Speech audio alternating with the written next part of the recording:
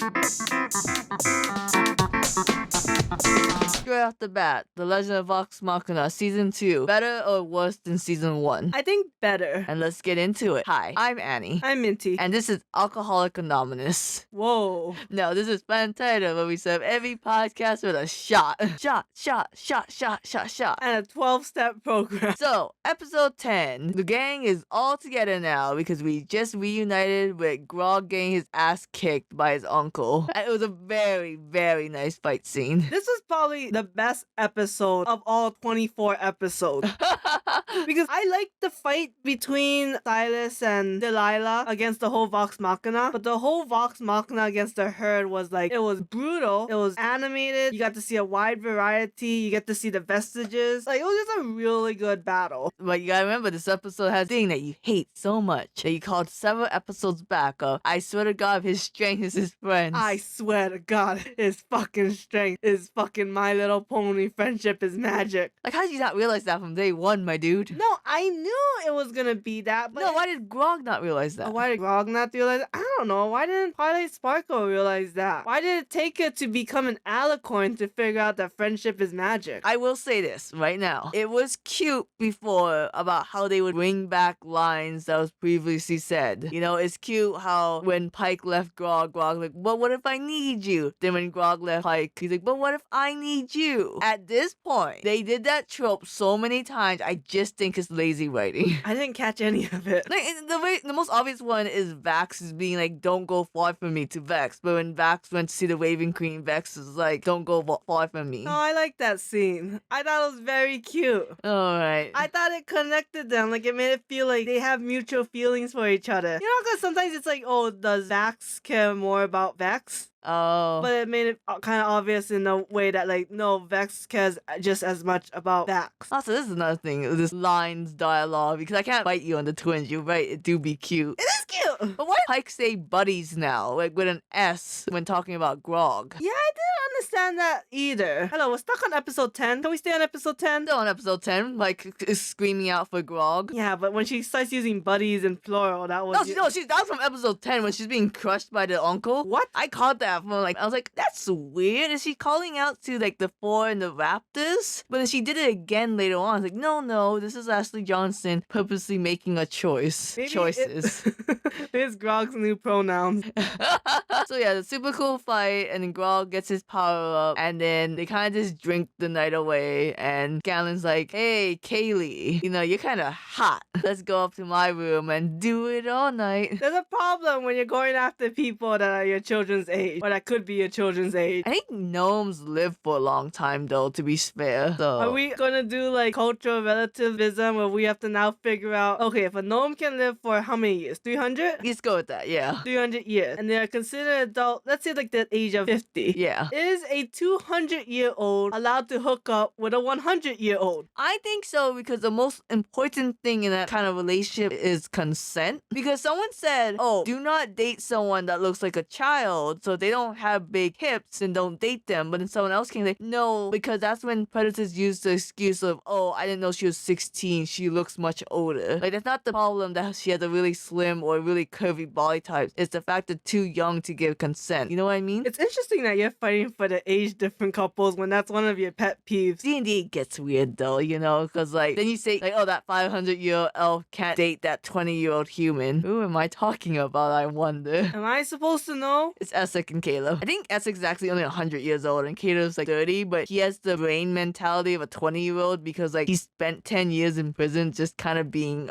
insane. He spent 10 years in an asylum? Basically after, this is spoilers for Mighty Nine, he kills his parents, realizes what he's done, and he kind of just goes crazy for 10 years until like this cleric is like, hey, you good? Here, I'm gonna like heal your brain a little and then you can escape. And Caleb's like, bye. Was that cleric Jester? And that's why he's in love with her? No, surprisingly. I don't know why, in the Mighty Nine, so like a lot of the backstories is them running away from the past or whatever, and there's always that one creepy NPC who helped them escape. Isn't that all D&D characters to explain how a bunch of mismatch came together? Nah. Because look at even the Vox Machina. Who isn't running away from their past? Vex and Vax. To be fair, Bell's Hells, they're not running away from the past. They're more like trying to run towards their past. Okay, let's look at Belle's house, right? Yeah, Like, because you have Imogen who's desperately trying to find her mom. Ashton's trying to figure out, his whole brain thingy, and he has last memories of his parents. FCG's a murder robot. Orm's trying to figure out who killed his husband. Fern is trying to figure out her parents' whole shebang. oh my god, you're right. The Belle's house are running towards that path, and that's why you don't like them. Shut up. Yeah,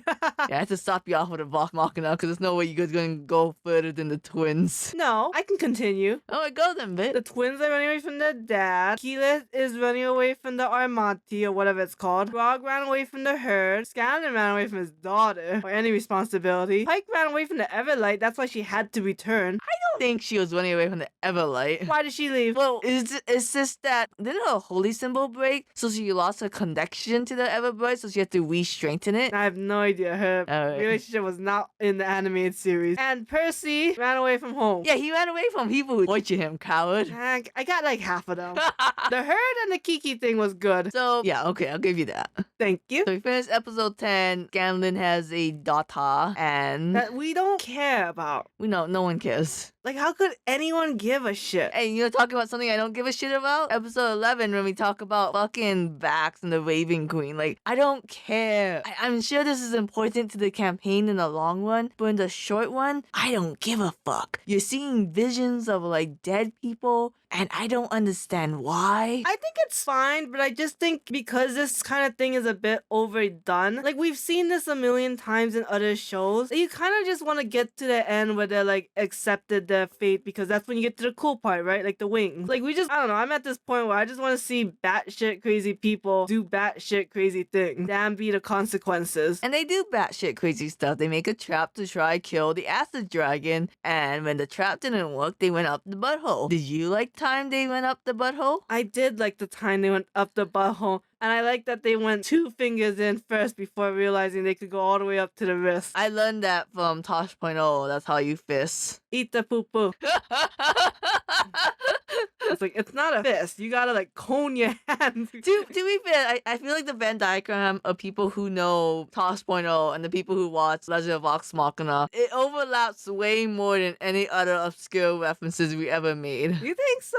Because it's both very adult things, I don't know. Then you gotta put that Venn diagram of the eat the poo poo, and that is just an old joke that I didn't even know about until actually I found out about it first in Game Grumps. Bloodborne. Yeah, they named their character Eat the Poo Poo, and I was like, what? And then I saw the Daniel Tosh thing, and I was like, what? The homosexuals, they put their hand in the butt and they eat the poo-poo.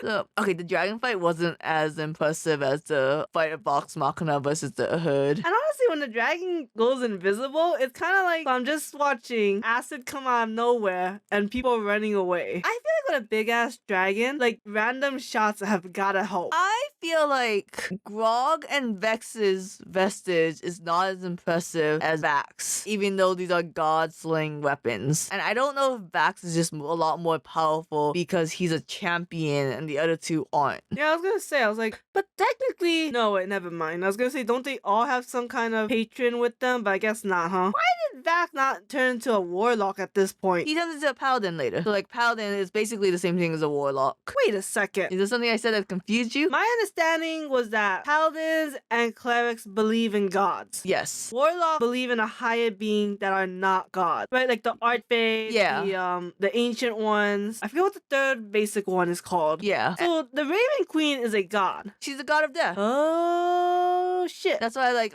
when we glossed over this guy, I really don't give a shit. But Vax went in the blood pool, and he's like, look at all these souls that you should, like, govern, bitch. And Vax is like, oh, okay, sure, I'll be the Grim Reaper. I wish they made that more clear. Like, what are you gonna do? Now you're supposed to shepherd these people, which is a weird term to use when we have the herd and Grog becomes the shepherd. Like, you gotta use a different term. An angel, a reaper, like you said, a bouncer. So yeah, he gets a paladin, yeah, god of death. Interesting. What are we talking about? Episode 11, the dragon fight. Oh yeah. Oh, wait. Fisting. I think that, yeah, the vestige isn't that impressive. 'Cause I think Vex, she can make vines grow from the arrows. Which is stupid to have when you have Keyleth. It is extremely. And Grog, I think he's stronger, but I think that's harder to show. That's more impressive because, you know, just him being bigger. What also sucks is that they also gave him an axe. Yeah. So then it's like, is the axe the cool part or is the gauntlets the cool part? Because I kind of like the axe. Doesn't he like lose the axe later? I don't know if he recovered it. Ah, shit, Pike, you should have looked for the axe instead of healing his wounds. He'll survive the wounds, but he's not going to survive the next fight without his axe. So yeah, after they go up the butthole, we go to episode 12 where the dragon's running away and now he has a vestige inside his tum-tum. That's What that. is that sword that his daughter gave Scanlan? I feel like the sword is a like modified immovable rod. You can have that? Yeah, an immovable rod. Laudna had it in campaign 3, so I can't imagine it's that rare. But basically, you just put it in one place, you press a button, and it will not move from that one spot. How did Scanlan get free? I think he untied himself, so he just slipped around the sword. Oh, okay. Anyway, back to episode 12. I They mean- went through the cut hole. Grog fell from the dragon height, said do something smart, and I feel like he didn't really do anything. I don't think he did. Like, he got bigger, but I was like, how does that help? Because the way acceleration works is that the higher your mass, the greater your acceleration. Well, just look at it like this. Ants.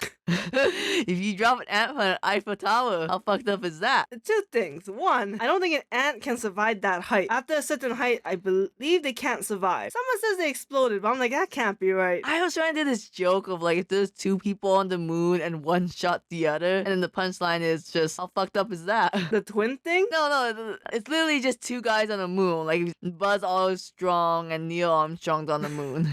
Buzz I Armstrong? couldn't think of his name. What is his name? It's Buzz? Armstrong, Mr. and Mr. Armstrong. No, there were no gays in the 1969 moon expedition. Wasn't Lightyear.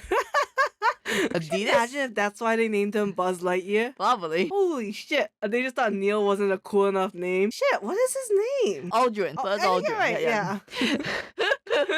Moving back to episode 12, Legend of Vox Machina. They defeat the acid dragon. I guess because Scanlan somehow found Myth Carver, the one that he got from the Sphinx. Don't know how he found it. He just found it. Guess the dragon was leaving it around places. What I don't get is, okay, then what does the Myth Carver do? Like, it did a really painful one-hit KO to the dragon, but I'm like, well, what do you do in general besides knowing where the other vestiges are? They don't explain shit. I have so many problems because season 1, I feel like you could enjoy it without knowing anything about Legend of Vox Machina. Season 2, I feel like you have to, like, in the back of your mind, be like understanding of, alright, this is based off a D&D show. You just have to understand, like, sometimes it's just, you know, a really good role, let this happen, even though it makes no fucking sense otherwise. Or like, okay, look, they only have 12 episodes. You have to excuse the fact that, like, this is a bit anticlimactic. Yeah, they really put too much plot in too little episodes. Like, if this is like a long anime series, this would probably do pretty well as a standalone. Yes. But because they're stuffing so much, and there could be more jokes. Yes, there could be. Although